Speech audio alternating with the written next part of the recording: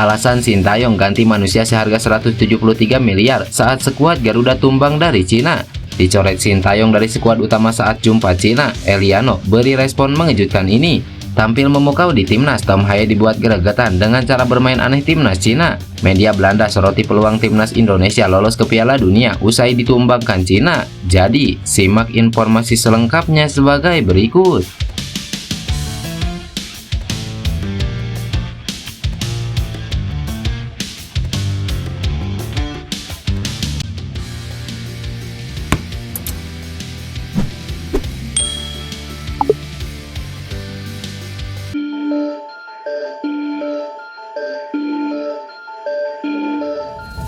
Keputusan Sintayong untuk mengganti Mesilges di babak kedua saat dikalahkan Cina sempat menimbulkan tanda tanya. Padahal jika dilihat dari statistik, Mesilges tampil cukup baik.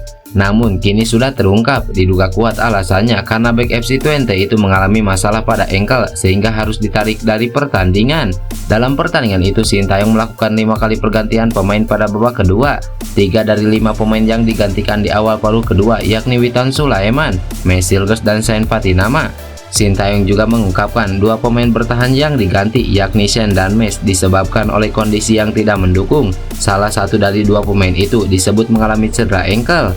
Belum jelas siapa pemain yang dimaksud Sintayong mengalami cedera engkel. Namun demikian, belakangan ini diduga kuat bahwa Mesilges yang mengalami cedera pergelangan kaki itu.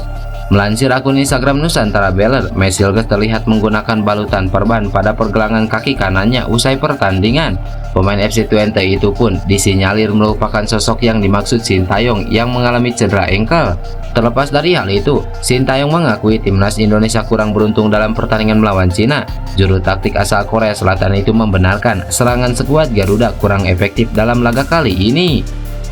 Dalam pertandingan ini, kami tetap menjaga aliran permainan yang baik, tetapi sayangnya kami tidak mendapatkan banyak peluang untuk menembak, ujar Sintayong.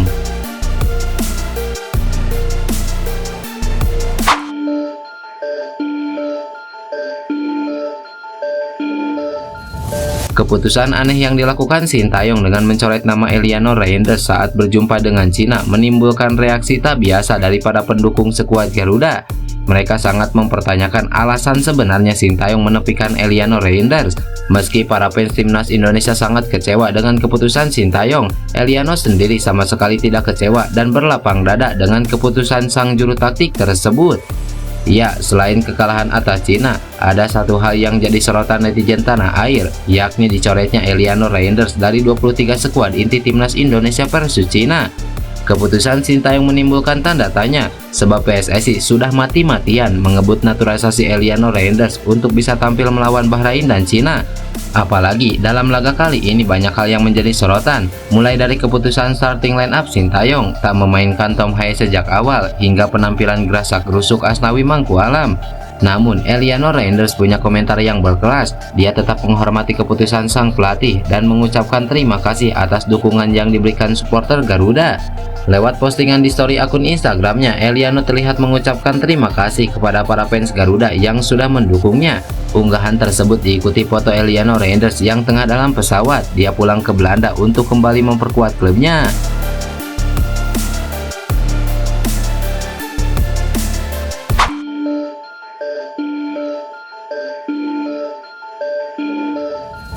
Pemain timnas Indonesia Tom Haye memberikan kritik pedas dengan cara pemain Cina bermain. Dia menilai tim itu terlalu banyak membuang-buang waktu yang membuat jalannya laga terganggu. Tom Haye mengatakan sangat tidak memuaskan berlaga dengan tim yang terlalu banyak drama. Hal itu membuatnya sangat kecewa dengan pertandingan hari ini, ditambah timnas Indonesia mengalami kekalahan. Pemain berposisi gelandang itu mengatakan timnya memang lengah dengan kebobolan 2 kali pada babak pertama. Akan tetapi menurutnya timnas Indonesia sudah bermain dengan cukup baik.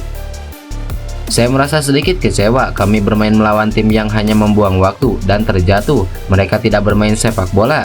Kami kebobolan 2 gol yang terlalu mudah, tetapi kami tetap bermain dengan baik dan masih sangat kuat, ujar Tom Haye.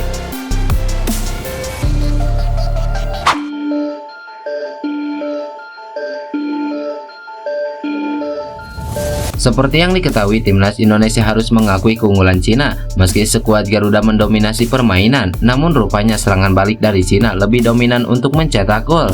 Berkat hasil mengejutkan ini, pemberitaan tentang timnas Indonesia pun ramai-ramai diberitakan oleh media Belanda.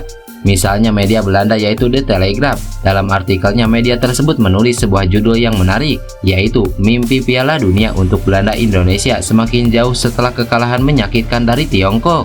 Secara eksplisit, mereka menyebut asa timnas Indonesia untuk melaju ke Piala Dunia sudah tidak mungkin tercapai. Selain The Telegraph, media football internasional juga merilis sebuah berita yang hampir-hampir mirip. Dalam artikelnya bahkan mereka menyebut harapan timnas Indonesia untuk bisa melaju ke Piala Dunia sudah hilang meski Tom Haye mencetak gol. Meski banyak media asing yang memprediksi jika timnas Indonesia sudah tidak mungkin melaju ke Piala Dunia setelah dikalahkan Cina, namun sebenarnya peluang tersebut masih ada. Masih banyak laga kandang yang belum diselesaikan timnas Indonesia pada kualifikasi Piala Dunia ini.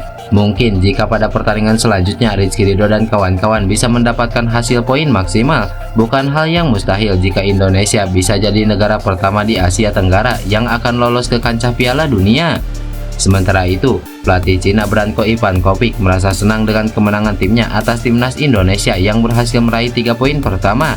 Rekor kekalahan Cina telah berakhir setelah mengalami kekalahan dari Jepang, Arab Saudi, dan Australia, tetapi berhasil meraih kemenangan saat bertemu timnas Indonesia.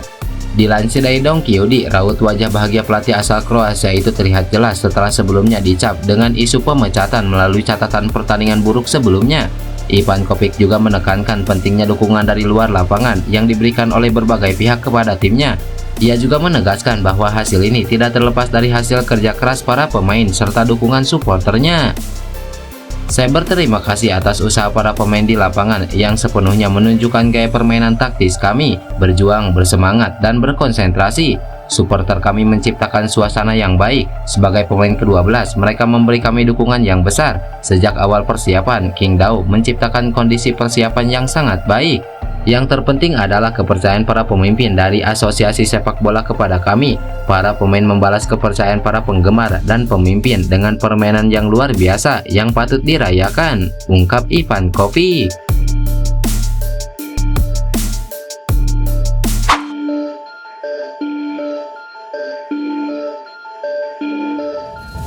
Laga antara Arab Saudi versus Bahrain yang berlangsung semalam di King Abdullah Sport City berakhir imbang tanpa gol.